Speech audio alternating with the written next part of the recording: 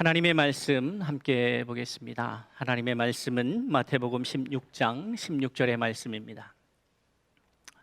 마태복음 16장 16절의 말씀, 우리가 한 목소리로 함께 다 같이 읽을까요? 마태복음 16장 16절의 말씀입니다. 함께 봉독합니다. 시몬 베드로가 대답하여 이르되 주는 그리스도시요 살아계신 하나님의 아들이시니이다. 아멘. 예수님께서 가이사랴 지방을 지나가시다가 제자들에게 갑자기 묻습니다. 세상 사람들은 나를 누구라고 하느냐? 라고 묻죠. 세상 사람들은 나를 누구라고 하느냐? 자, 이 질문이 우리에게 어떤 의미여야 하는가? 또 예수님이 베드로의 입을 빌려서 누구신지를 하나님께서 우리에게 보여주고 계시는데 그 의미가 어떤 의미인지를 함께 돌아보고, 그렇다면 나는 누구인가? 오늘 제목은 당신은 누구십니까? 예수님의 이 질문, 사람들이 나를 누구라 하느냐? 라고 하는 질문을 좀 바꿔서 그럼 당신은 누구십니까? 제가 여러분에게 묻고 있는 거죠. 저에게 묻고 있는 겁니다. 당신은 누구십니까? 예수께서 나는 누구냐? 라고 너희들이 생각할 때 나는 누구냐? 세상 사람들은 나를 누구라 하느냐?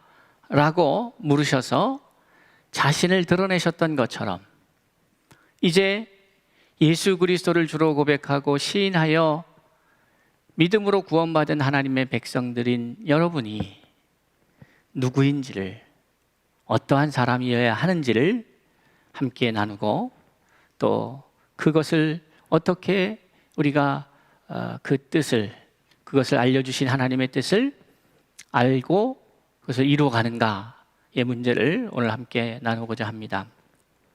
여러분, 예수님께서 요한복음 14장 6절에서 말씀하십니다. 내가 곧 길이다 진리요 생명이니 나로 말미암지 않고는 아버지께로 올 자가 없다. 이렇게 말씀하시죠. 예수님이 길입니다. 예수님이 길입니다. 이것을 우리가 기억하면서 함께 말씀을 좀 나눴으면 좋겠습니다. 예수님께서 복음서를 통해서 예수님이 어떠한 삶을 살아내셨는지를 우리에게 보여주고 계십니다. 자, 이 의미가 어떠한지를 저는 우리가 수요 성경 공부를 통해서 제가 마태복음의 말씀을 나누면서 반복적으로 여러분에게 말씀을 드렸던 것 기억하시기를 바랍니다. 어떤 반복적인 이야기를 했냐면, 예수의 삶은 우리가 예수의 삶을 보면서 와, 역시 위대하시구나, 역시 대단하시구나, 예수는 우리와 다르구나 하는 것을 보이기 위하여 말씀이 기록된 것이 아니라는 겁니다. 예수의 삶이 우리에게 기록된 것은 분명한 그것의 메시지가 있지 않겠습니까? 이 성경이 왜 기록되어 있는가는 우리가 바울 사도의 말을 통해서 알 수가 있습니다. 모든 성경은 하나님의 감동으로 된 것이다. 교훈과 책망과 바르게 함과 의로 교육하기에 유익하니 이는 하나님의 사람으로 온전케 하여. 그러니까 이 성경의 기록 목적은 우리를 온전한 하나님의 사람으로 양육하기 위해서 있는 것이죠. 자라가기 위해서 있는 것이에요. 모든 선한 능력을 행할 수 있도록, 그것을 갖추도록 이 말씀은 기록되어 있는 것입니다. 자, 예수 그리스도께서 이 땅에 오셔서 던진 첫 번째 메시지가 뭡니까? 세상을 향해서 공적 사역을 시작하면서 세상을 향해 던진 첫 번째 메시지는 회개하라는 것이죠. 그럼 이게 왜 중요할까를 생각해 봐야 합니다. 지난주에 저희는 이사야서 1장 11절로 20절의 말씀을 통해서 오라 우리가 서로 변론하자라는 말씀의 제목으로 함께 나눴습니다. 왜 변론하자고 하셨을까? 뭐가 문제가 발생한 거죠. 하나님의 백성이 하나님과의 사이에서 문제가 발생했습니다. 어떤 문제입니까? 그들이 부르짖어도 그들이 외쳐도 듣지 아니하시고 그들이 구원의 손길을 요청하고 살려달라고 해도 그 손길이 느껴지지 않습니다. 이런 상황 가운데에서 이들은 삶이 피폐해질 뿐만이 아니라 영혼이 피폐해지고 하나님의 택함 받은 백성이라고 하는 자부심 속에서 살아가고 있음에도 불구하고 여전히 그 삶을, 현실적인 삶을 들여다보면 어떻습니까? 이것은 하나님의, 전능하신 하나님의 선택된 백성이라고 여기지기에는 몹시도 부족한 피폐한 삶이 이어지고 있다는 것이죠. 이것이 현실적인 문제였습니다. 그런데 그것이 그 당시에 이스라엘 백성들만의 문제가 아니었고 남유다의 문제만이 아니었고 오늘 우리도 하나님의 사람이라고, 믿음의 사람이라고 이야기하고 있으나 실제 우리의 삶은 피폐해지고 있지 않는가?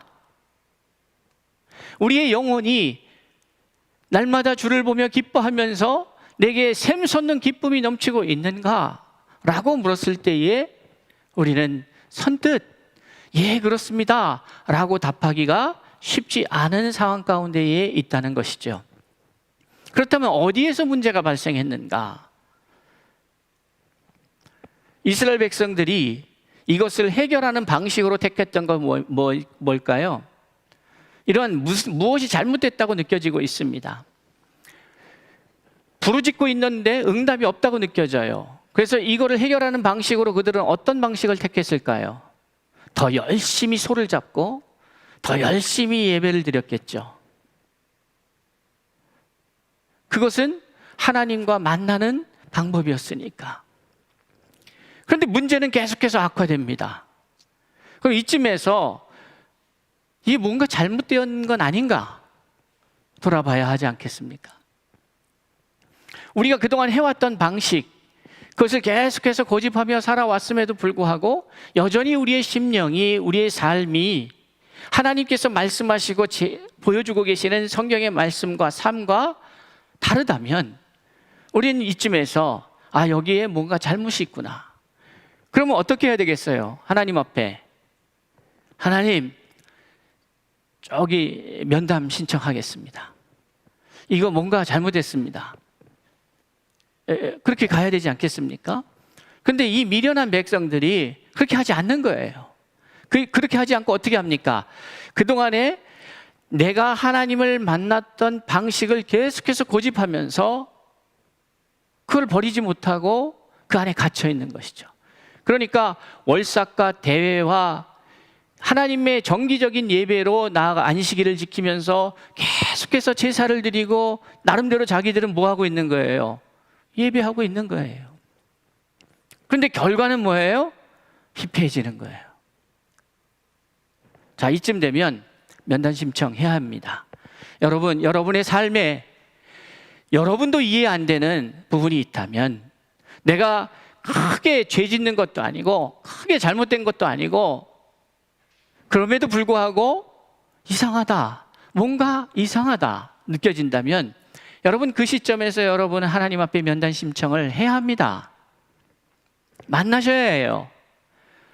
근데 그걸 안 하고 계속 하던 거 계속 해왔음에도 불구하고 이런 일이 벌어졌는데 이런 것을 계속 고집하면서 거길 벗어나지 못하면서 그것을 고집한다는 것은 미련한 것이죠. 매우 미련하고 부적절한 것입니다. 그러니 이쯤에서 1:1 상담을 하셔야 돼요. 근데 그걸 안 하니까 하나님이 요청을 하세요. 왜 그랬을까요? 왜 사람이 요청해야 될 것들을 하나님이 요청했었을까요? 하나님이 그 백성을 사랑하시니까 기다릴 수가 없는 거예요. 좀 기다리면 깨닫고 돌아오겠지. 좀 기다리면 뭔가 부르짖겠지. 그런데 옛날 방식으로 계속 해오던 것을 벗어나지 못하고 그렇게 했던 거예요. 그러니까 하나님께서 말씀하시는 거죠.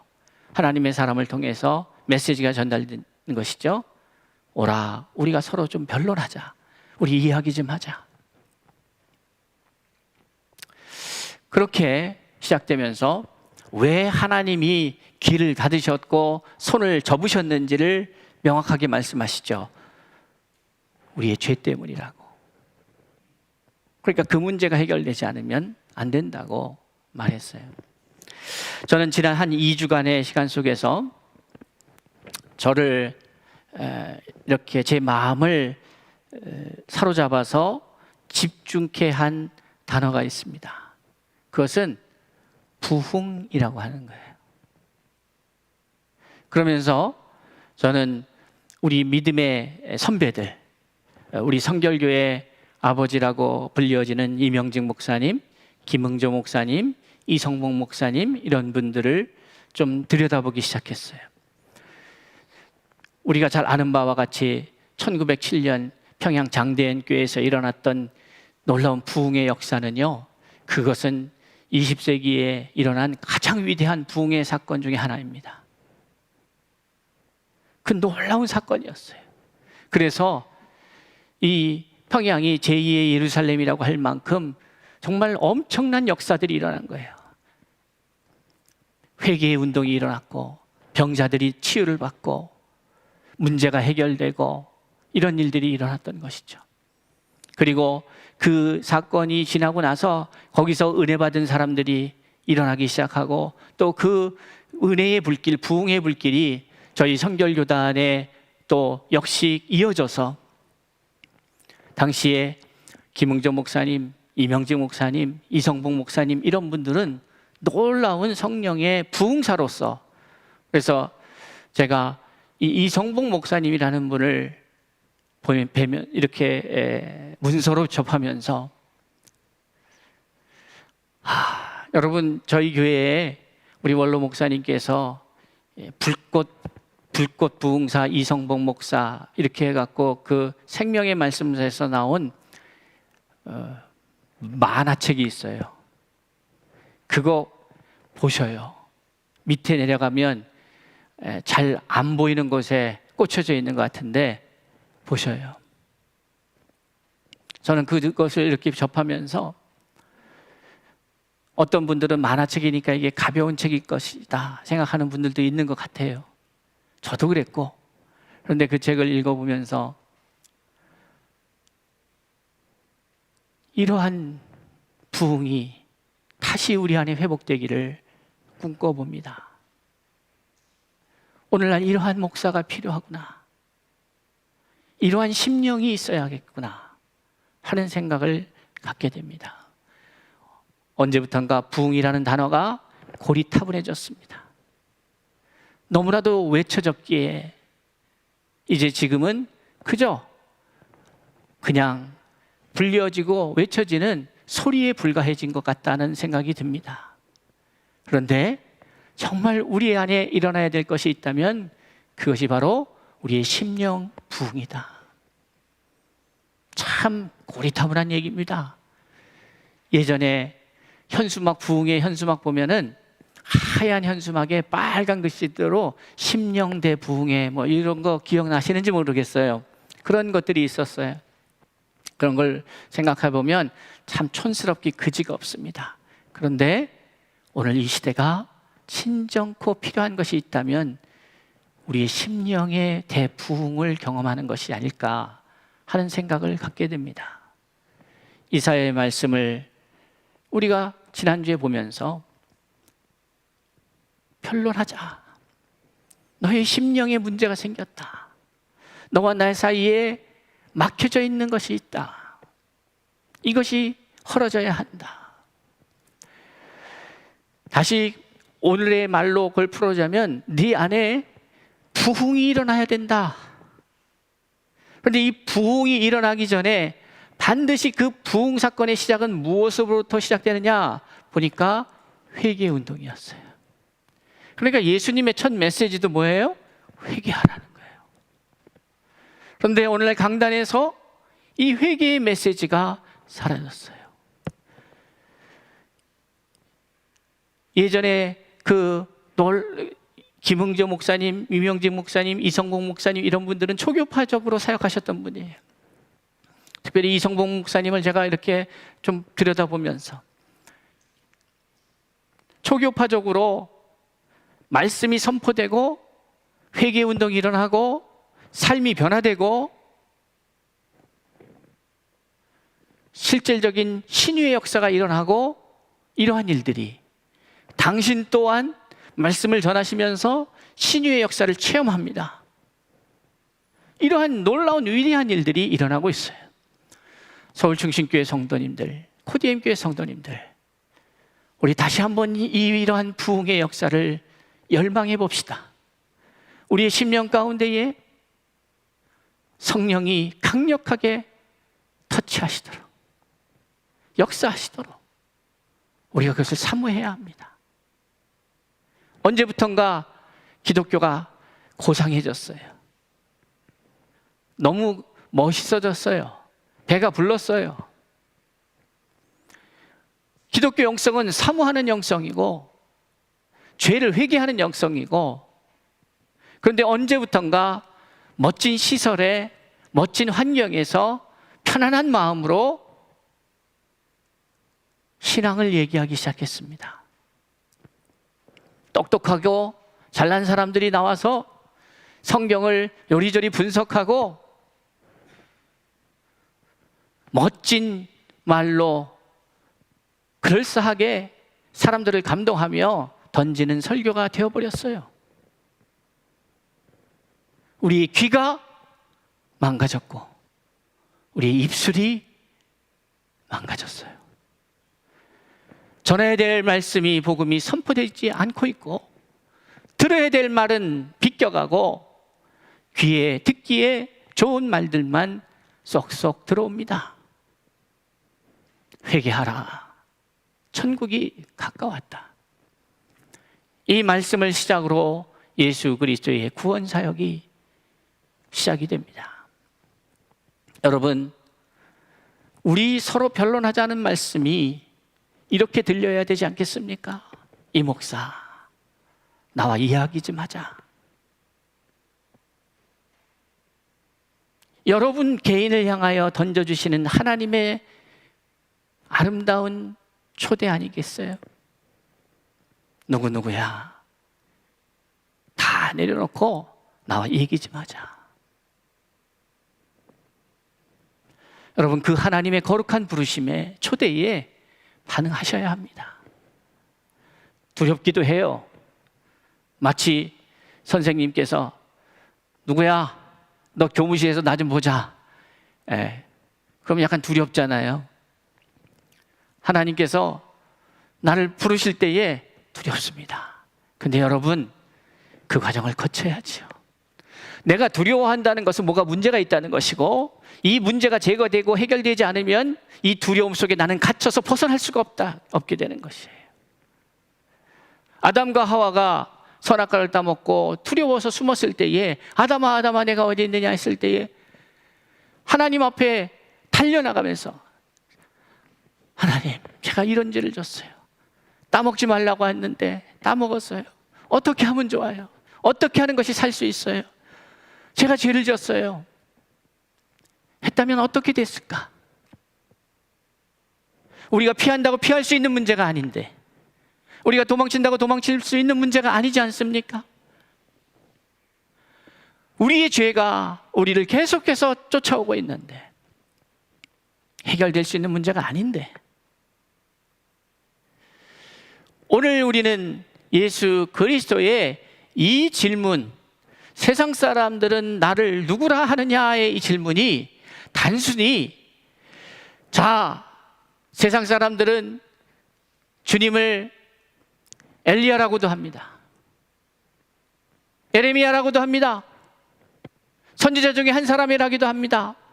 세례 요한이라고도 합니다. 그 이야기를 듣고 싶어서 그러신 걸까? 아니면, 아니요, 주는 그리스도십니다. 살아계신 하나님의 아들이십니다. 이것을 듣고 야, 너 참 기특하다. 역시 너는 내 수제자야. 나를 아는구나. 이 이야기를 수천 년 동안 계속 우리에게 던져주시고자 이 말씀을 우리에게 기록하고 보여주고 계시는 걸까? 그러면서 우리는 그리스도는 주님이십니다. 박수치고 하나님의 아들이십니다. 대단하십니다. 여지껏 이래오진 않았는가? 근데 그걸 위해서 성경이 기록되었다. 그렇지 않습니다.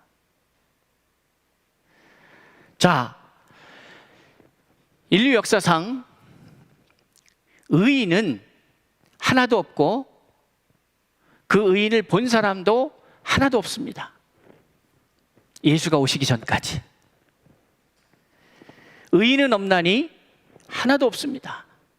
그러니까 예수를 믿고 구원받은 하나님의 백성이 된다는 것, 죄인이 아니라 이제 의인이 된다는 것, 마귀의 자녀가 아니라 하나님의 자녀가 된다는 것, 그것은 불가능한 일이에요. 그것을 몰라요. 사람들은 그것을 인식하지 못하고 있어요.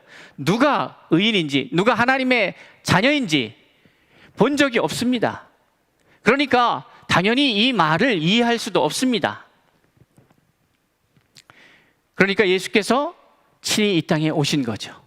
하나님의, 죄 없는 하나님의 자녀가 어떠한지를 친히 보여주셨어요. 그래서 오늘 베드로의 이 답변, 이것을 예수님께서도 분명히 말씀하셨죠. 이것은 네가 잘나서, 네가 배움이 많아서, 누가 알려줘서 아는 것이 아니다 말이에요. 하나님께서 너에게 알려주신 거예요. 그 의미는 베드로의 입을 빌려서 하나님이 하나님의 뜻을 세상에 선언하신 거예요. 드러내신 거예요. 계시하신 것이다 이 말이에요. 의인이 누구냐? 하나님의 아들이다, 하나님의 딸이다, 하나님의 자녀이다 이 말이에요. 의인이라고 하는 것에 죄인은 하나님을 만날 수도 볼 수도 없어요. 죽게 되어 있어요. 그런데 의인이 나타났다는 거예요. 예수 그리스도는 죄가 없으신 분이에요. 의인이셔요. 그러니까 예수를 보는 사람들은 생전 처음 그냥 예수를 어떻게 알았냐면 자기들과 똑같은 죄인인 줄 알고 자라갔단 말이에요. 그런데 그 순간순간 여러 전승들, 그러니까 성경을 통해서 기록되어 있지 않지만 그러나 여러 역사의 고증들을 통해서 우리에게 전해지고 있는 예수의 그 이야기들이 있습니다. 뭐 외경도 있고 위경도 있고 많은 이야기들이 있죠. 우리가 그것을 정경으로 받아들이고 있진 않지만 여러 가지 예수의 삶에 대한 이야기들이 있습니다. 그것을 보면 평범해 보이지는 않지만 그러나 사람들 같이 뛰어놀았던 그 친구들 입장에서 보면 그저 우리들보다 더 뛰어날 수는 있고 이게 좀 더 독특하다 볼 수는 있지만 우리의 구주다, 의롭다 이렇게 말할 수는 없었을 거예요. 그렇게 자라오다가 30이 되어서 이제 본격적으로 그의 공적인 사역을 시작하는 행보가 시작됩니다. 그때에 그 주변에서 함께 컸던 소꿉장난을 하셨는지 어쨌는지 모르겠지만 뛰어놀던 분이 갑자기 자기가 그리스도라고 얘기했을 때에 그걸 받아들일 수 있겠습니까? 쉽지 않죠. 그러나 돌이켜보면 어떤 사람들은 그랬을 거예요. 그래, 저 예수는 좀 달랐어. 남들은 그렇게 거짓말하고 속이고 하는데 예수는 내가 한 번도 거짓을 얘기하는 것을 본 적이 없어. 참 의로웠던 것 같아. 불의에 대해서 참아 넘기질 않았어. 등등의 이야기를 회상하면서 생각해 봤을 수도 있습니다. 그러나 그 누구도 예수를 하나님의 아들이라고 얘기할 수는 없었어요. 그것은 망령되이 일컫는 것이니까 하나님을. 자, 그런 상황 속에서 예수께서 자신이 누구라는 것을 드러내고 있어요. 오늘 이 본문의 말씀은 단순히 예수가 내가 누구냐를 세상에 드러내는 것을 넘어서서 하나님의 구원받은 물과 성령으로 거듭나고 물과 성령의 세례를 받아서 새롭게 된 사람들의 구체적인 신분, 역할, 위치, 모습이 어떠한지를 공개적으로 자신의 삶을 비추어서 세상에 선언하고 있는 거예요. 이건 매우 중요한 겁니다. 그러니까 다시 말해서 예수가 그리스도시고 하나님의 아들이심을 보면서 그를 우상화해서 와, 대단하신 분이다, 우리는 예수 그렇게 살라고 우리에게 보여주신 것이 아니라는 거예요. 적어도 그 차원을 넘어서는 거예요. 그것이 아주 기초적인 이해라면, 그것이 하나의 1단계적 이해라면, 아, 그러니까 우리가 예수의 이름을 풀어야지, 예수를 믿고 구원을 받아야지 한다면, 그러니까 그것이 잘못된 이해라는 것이 아니라 온전한 이해가 아니라고 말씀드리는 것이에요. 왜 성경이 기록하고 있느냐 하면, 바로 이 세상에서 아무도 의인을 본 적도 없고 하나님의 아들을 본 적도 없는 사람들이 아무리 하나님의 아들에 대해서 이야기하고 구원받은 하나님의 백성에 대해서 이야기한들 이들은 이해할 수가 없습니다. 왜냐하면 그들이 믿어왔던 히브리 종교. 여러분, 우리는 잘 생각해야 돼요. 히브리 종교가 있고요, 유대 종교가 있고 기독교가 있는 거예요. 당시에는 유대 종교였어요.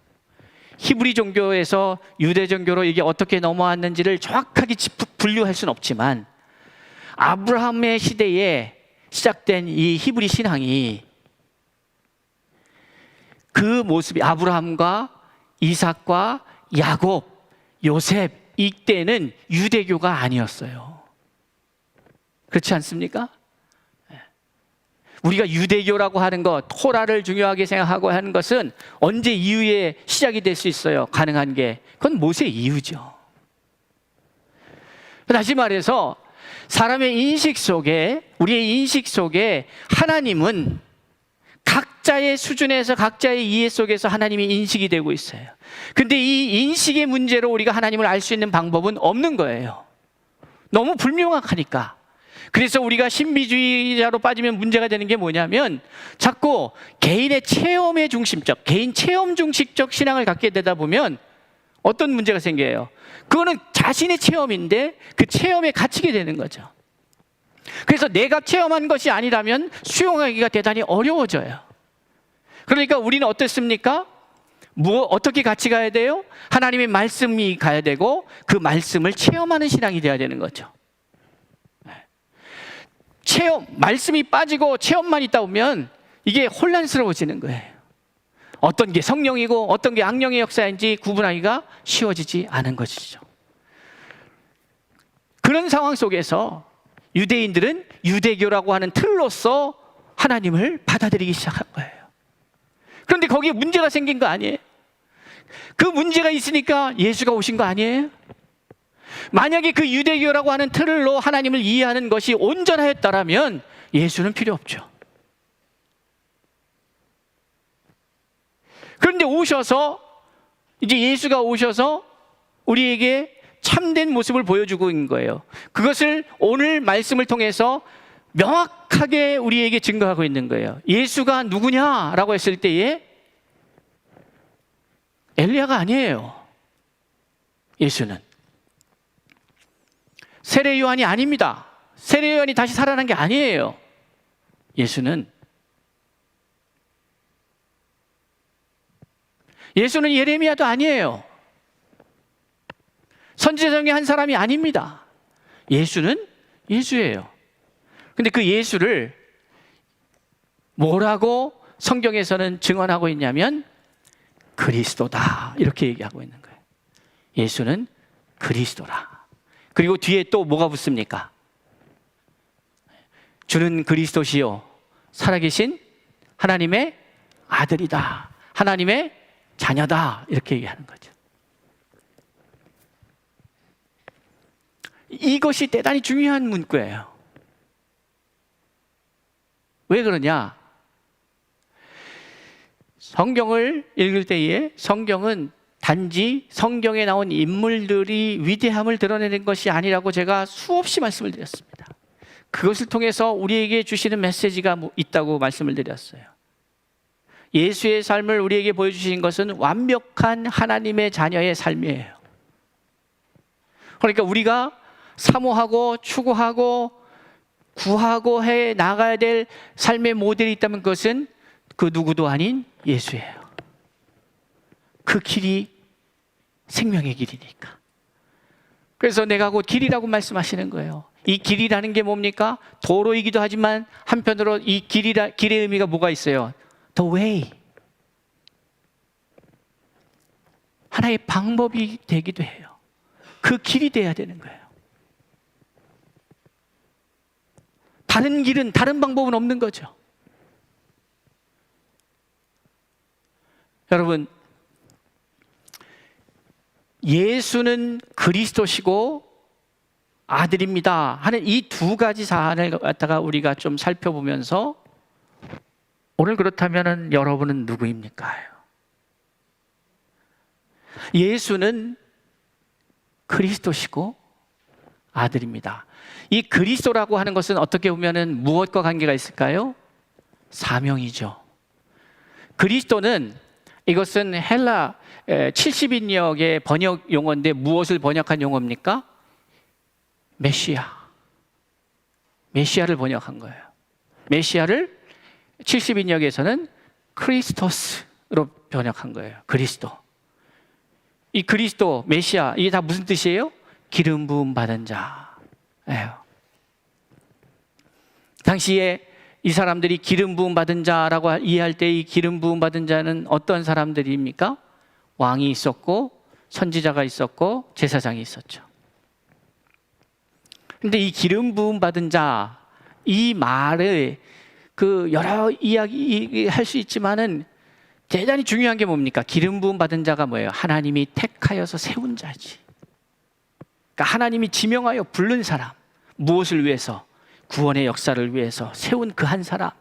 그래서 이 크리스토스 앞에 정관사 호가 붙습니다. 그건 뭐냐면 그것을 갖다가 이 마태복음 16장 16절의 말을 갖다가 좀 더 직역하면 이런 뜻이 돼요. 당신은 그 그리스도입니다. 이렇게 말하는 거예요.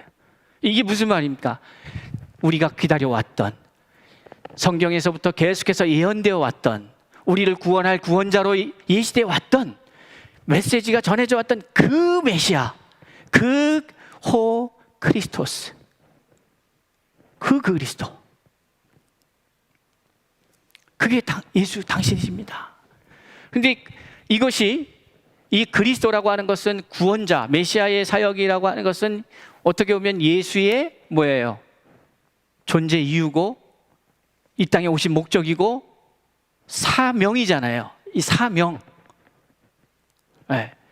그리고 나서 그가 어떠한 분인지는 그 뒤에 나오는 거죠.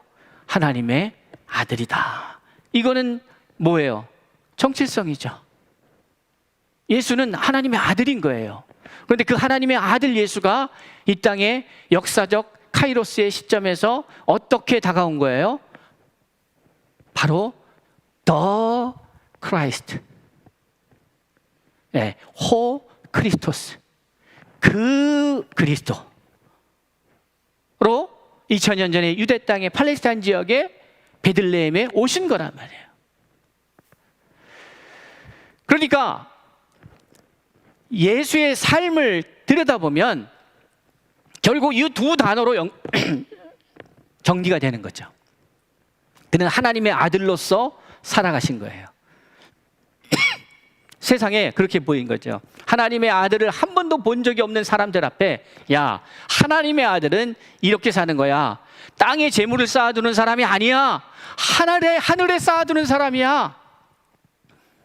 세상 사람들은 왼뺨을 맞으면 다시는 나한테 폭력을 행사할 수 없을 정도로 두들겨 패갖고 겁을 줘야 되는데, 이 주님은 뭐라고, 하나님의 사람들은 어떤 사람들이냐면 왼떼야기를 때리면 오른편도 내려는 거예요. 저는 그 말을 들으면서 왜 그러셨을까? 좀 한번 생각해 보실래요? 제가 물 한잔 할 동안.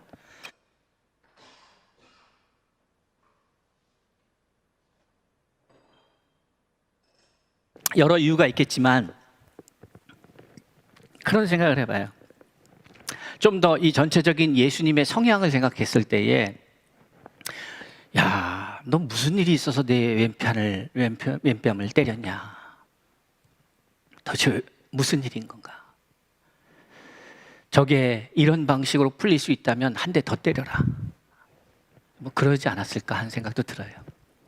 그러니까 가해자의 입장에서 이것을 어떻게, 저 사람이 왜 저렇게 저 지경에 이르렀을까? 오리를 가자. 오리를 가자.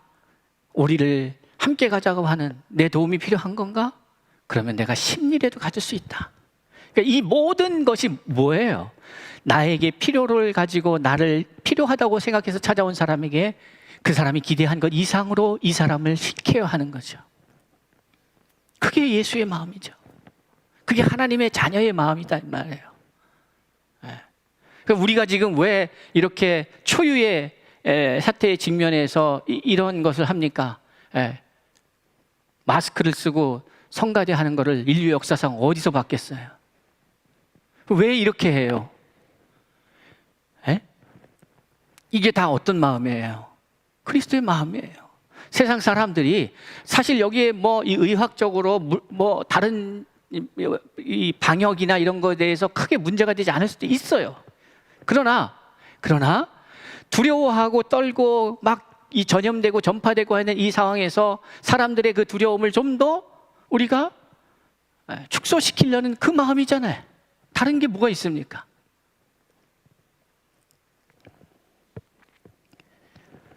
여러분, 우리는 예수 그리스도의 이 말, 예수 그리스도를 규정하는 이 말, 그리스도시고 하나님의 아들이다. 그리스도라고 하는 것은 그가 이 땅에 오신 목적, 사명이고, 아들이라고 하는 것은 그가 어디로부터 왔는가, 정체성의 문제다. 저와 여러분이 어떻습니까? 우리도 역시 우리는 어떻게 규정돼요? 사람들은 여러분을 뭐라고 얘기합니까?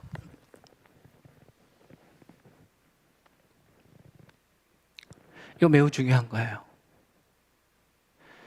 예수는 호 크리스토스 이렇게 얘기한 거예요. 그 그리스도. 근데 여러분은 사람들이 뭐라 그래요? 크리스찬, like Christ. 이걸 갖다가 좀 더 하면은 그냥 이게 뭐 신학자들이 또 뭐라고 할지 모르겠지만은 크라이스트지 뭐. 더 크라이스트는 한 분 하나님밖에 없어요. 그러니까 예수 그리스도.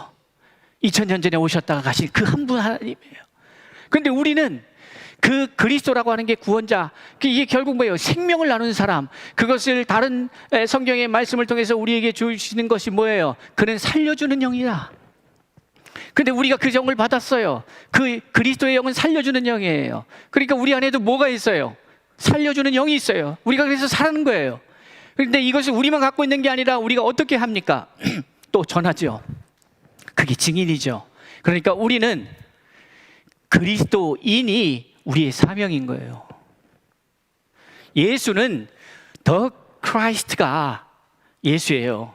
그리고 하나님의 아들이다 이렇게 했잖아요. 그런데 우리는 어떻게 불러요? 크리스찬, 그리고 하나님의 자녀 이렇게 불리는 거예요. 이거 매우 중요합니다. 그렇기 때문에 예수의 삶을 통해서 우리는 하나님의 자녀의 삶을 봤어요. 왜? 그가 하나님의 아들이었으니까. 그러면 세상은 우리를 통해서 뭘 봐야 돼요? 역시 하나님을 봐야 되는 거예요. 예수님이 이런 말씀하세요. 너희가 나를 보았으면 아버지를 본 것이다 말이에요. 왜? 그가 하나님의 아들이니까. 그렇다니까요. 우리 교회 모 청년이 있어요. 그 청년이 제 막내 아들만 보면 몇 년 전에 어렸을 때 막내 아들만 보면, 형신이만 보면 부담됐네요. 왜 부담되냐 했더니 목사님하고 너무 닮아갖고 목사님 보는 것 같아서 되게 부담된다고 그랬어요. 제 자식이에요. 어디 가도 내놔도 제 아들들 제 자식이라고 다 해요. 제가 군대에 있을 때에 저희 부모님이 면회를 처음 오셨어요. 저는 군 생활하면서 외박을 딱 한 번 해봤거든요. 그때 면회를 안 오셨기 때문에 외박을 할 수가 없었어요. 제가 애인도 없었고. 근데 그때 위병소에서 저희 어머님이 들어오셨는데 아무도 얘기를 안 했는데 이충동 이병 어머님이세요? 그런데 얼마나 닮았으면. 네. 여러분, 그건 부모 자식 간의 아니에요. 예수를 봤으면 우리가 하나님을 본 거예요. 우리도 하나님의 자녀라고 얘기해요. 그럼 우리가 세상은 우리를 보면서 하나님을 봐야 되는데 우리를 보면서 하나님을 못 본다면 내가 아직 하나님 자식이 아닌 거지. 왜 자꾸 우겨? 그러면 그렇게 돼야만 구원을 받았다라고 한다면 우리는 이 문제가 심각한 사안이니까 하나님 앞에 물어야죠. 하나님, 뭐가 잘못된 거예요? 나 절기로 드렸고 월사로 드렸고 안식일도 지키고 11조도 하고 다 생활하고 새벽 기도도 하고 뭐 하고 있는데 왜 내 안에 예수가 안 보여요? 하나님이 안 보여요? 이건 심각한 문제죠. 그러니까 하나님 앞에 가서 면담 신청해야 된다니까? 뭐가 문제예요? 그럼 이럴 거예요. 야, 분명히 답을 주실 거예요. 넌 아직 내 자식이 아니야 라고 하는 답을 주시든, 아니면 야, 이제 막 태어났잖아? 그러면 사실 잘 구분 안 간다? 아유, 저는 사실 그런 거 잘 모르겠더라요. 신생아 이렇게 신방 가면은 아버지 똑 닮았네. 전 잘 모르겠던데요. 이제 갓 태어난 애가 아버지를 닮았는지 어머니를 닮았는지 사실 전 잘 모르겠더라고요. 네. 저희 아들들, 세 아이들들 어렸을 때 사진을, 태어났을 때 그 사진 이렇게 보면 제 자식인지 제가 모르겠는데요. 그러니까 그럴 수 있어요. 그러니까 우리의 연약함이 아직 하나님을 드러낼 수 없는 부족한 존재일 수 있어요. 그러나 자라가서 어느 정도 크면 이게 누구 자식인지는 알아야 될 거 아니에요, 세상이. 마귀도 알아야 될 거 아니에요. 내 자식인 줄 알았는데 하나님 자식이네. 근데 이렇게 되면 안 되잖아요. 하나님 자식인 줄 알았더니 이게 내 자식이었네. 마귀가 이러면 되겠습니까? 그건 말이 안 되지. 이 심각한 문제다 이 말이에요. 자, 여러분은 누구십니까? 예수는 그리스도였기에 그리스도의 삶을 살았어요. 하나님의 아들이었기 때문에 하나님의 아들로서 산 거예요. 자, 그럼 누구예요, 여러분은? 여러분은 크리스찬이에요. 예수는 그리스도요 살아계신 하나님의 아들이라면 여러분은 뭐예요? 크리스찬이요 하나님의 자녀잖아요. 크리스찬이요 하나님의 자녀잖아요. 그러면 이게 명백히 보여져야 되지요. 좀 부족할 수 있어요. 좀 완성되지 않을 수 있어요. 닮은 건 닮았는데 그 정도의 삶을 살지 못할 수도 있지요. 그러나 안 닮아버리면 어떻게 합니까? 이거는 심각한 문제죠. 그렇다면 우리가 하나님 앞에 면담 신청해야 돼요. 그리고 하나님 앞에 독대하고 여쭤야 돼요. 어디가 잘못된 거예요? 무엇이 잘못된 거예요? 그러면 이사야서의 1장의 말씀과 같이 무엇이 문제였는지를 정확하게 우리에게 말씀하신다. 그리고 그 말씀을 듣고 그 말씀대로 우리 삶이 바뀌어야 되는 거죠. 사랑하는 성도 여러분, 우리는 기억해야 합니다. 하나님은 우리를 하나님의 자녀로 부르셨어요. 하나님의 자녀답게 우리가 살아간다는 것은 이런 거죠. 사명을 제대로 알고, 예수는 하나님의 아들로 이 땅에 왔는데 그가 온 것은 그리스도로 온 것이에요. 그러니까 내가 누구인지를 안다는 것은 내가 살아야 될 인생을 아는 것이고, 내가 살아야 될 인생을 모른다고 하는 것은 내가 누구인지를 아직 모른다는 얘기예요. 그러니 여러분, 다양한 직업을 갖고 살지만 그 예수도 목수가 직업이었지만 그거는 직업이지 내 살아야 될 인생은 아닌 거예요. 그 직업을 통해서 이루고자 하는, 살고자 하는, 세상에 던지고자 하는 메시지가 있어야 해요. 그것이 무엇일까? 하나님 앞에 나는 크리스찬입니다. 나는 그리스도의 사람입니다. 그리스도와 같은 사람입니다. 그리고 나는 하나님의 자녀입니다. 라고 말해야만 내가 곧 길이요 진리요 생명이라고 하신 말씀에 따라서 예수를 말미암지 않고는 하나님께 갈 수 없다는 그 말씀을 따라서 우리가 내가 어떠한 사명으로 이 땅에 태어났고 어떠한 삶을 살아가야 하는지, 내가 누구인지를 성경은 우리를 향하여 크리스찬이라고, 그리스도의 사람이라고, 그리고 너는 하나님의 자녀라고 우리에게 일러주고 계시다면, 이것이 단순히 예수 한 분에게만 국한된 메시지가 아니고 예수가 자신을 드러내시면서 이렇게 내가 이런 사람이다 라고 한 것처럼 동일하게 우리도 하나님의 자녀이고 또한 동시에 그리스도의 사람입니다. 사명은 그 사람의 신분을 세상에 드러내는 도구입니다. 과정입니다. 내가 누구인지 알아야 내가 어떻게 살아야 할지를 알게 될 것입니다. 오늘날 그리스도의 사람들, 하나님의 자녀들이 활약할 시대가 되었습니다. 세상이 악할수록 빛이 필요한 거예요. 세상이 좋은 세상이었다면 빛이 그렇게 되지 않아요. 지금이 어둠의 세상이니까 빛된 저와 여러분이 있어야 하는 것이에요. 이것이 우리의 존재 목적이고 이 땅에서의 살아가야 될 삶의 모습인 것을 기억하면서 오늘 예수가 그리스도이고 하나님의 아들이라고 하는 고백을 세상에 마태복음 16장 16절을 통하여 드러내셨습니다. 이제 그 말씀을 받은 우리도 그렇다면 나도 또한 그리스도의 사람이요 하나님의 자녀인 것을 알고 그 말씀대로, 그 뜻대로, 그 사명대로 잘 살아내셔서 주님과 같이 주님이 부르실 때에, 하나님 부르실 때에 그리스도로 하나님의 아들로서 난 다 이루었습니다 라고 고백하는 예수의 고백이 또 우리의 고백이 될 수 있기를 주의 이름으로 축원합니다. 기도하겠습니다.